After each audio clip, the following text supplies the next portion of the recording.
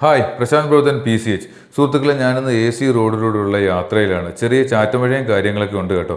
അങ്ങനെ കൈനഗിരി ജംഗ്ഷനിൽ നിന്ന് ഇടത്തേക്ക് തിരിഞ്ഞ് വീട്ടിലേക്കുള്ള യാത്രയിലാണ്. അങ്ങനെ യാത്രാമധ്യേ വളരെ യാദൃച്ഛികമായിട്ടാണ് ഈ ഒരു ബോർഡ് എൻ്റെ ശ്രദ്ധയിൽപ്പെടുന്നത്.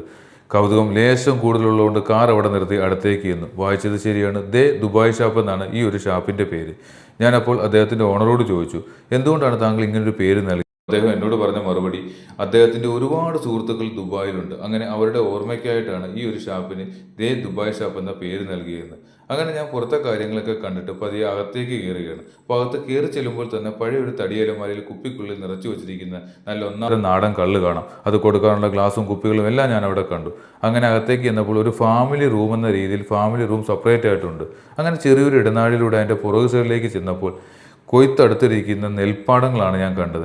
എനിക്ക് മനസ്സിലായ ഒരു കാര്യം, ഈ ഒരു കളർ കോമ്പിനേഷൻ തന്നെയാണ് ആ ഒരു ഷാപ്പിൻ്റെ മൊത്തത്തിൽ ആംബിയൻസിന് അവർ യൂസ് ചെയ്തിരിക്കുന്നത്. ഒരു പച്ചയും മഞ്ഞയും കലർന്നൊരു കളറാണ്.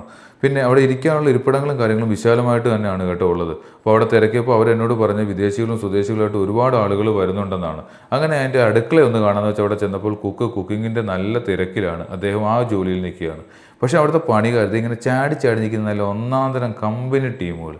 അങ്ങനെ ഞാൻ അടുക്കളയിലേക്ക് കയറി ചെന്നു. അടുക്കളയിലേക്ക് കയറി ചെന്നപ്പോൾ തന്നെ നമുക്ക് കാണാൻ സാധിക്കുന്നത് അദ്ദേഹം റെഡിയാക്കി വെച്ചിരിക്കുന്ന വിഭവങ്ങളാണ്. അതെന്തൊക്കെയാണെന്ന് ചോദിച്ചാൽ എനിക്ക് തന്നെ പറയാൻ പറ്റില്ല കേട്ടോ. ഒരുപാട് രീതിയിലുള്ള സാധനങ്ങളുണ്ട്. പക്ഷേ എൻ്റെ ശ്രദ്ധയിൽപ്പെട്ട ഒരു ഐറ്റം ഈ ഒരു മുതലാണ്. അകത്തോട്ട് കയറി ചെന്നപ്പോൾ തന്നെ ഒരു പ്രത്യേക മണമാണ്. ആ മണം അടിച്ചാൽ തന്നെ നമ്മുടെ കൺട്രോൾ പോകും. അത് മാത്രമല്ല കേട്ടോ, ഈ നോൺ വെജ് മാത്രമല്ല വെജ് ഐറ്റംസും ഒരുപാടുണ്ടെന്നാണ് എന്നോട് പറഞ്ഞത്.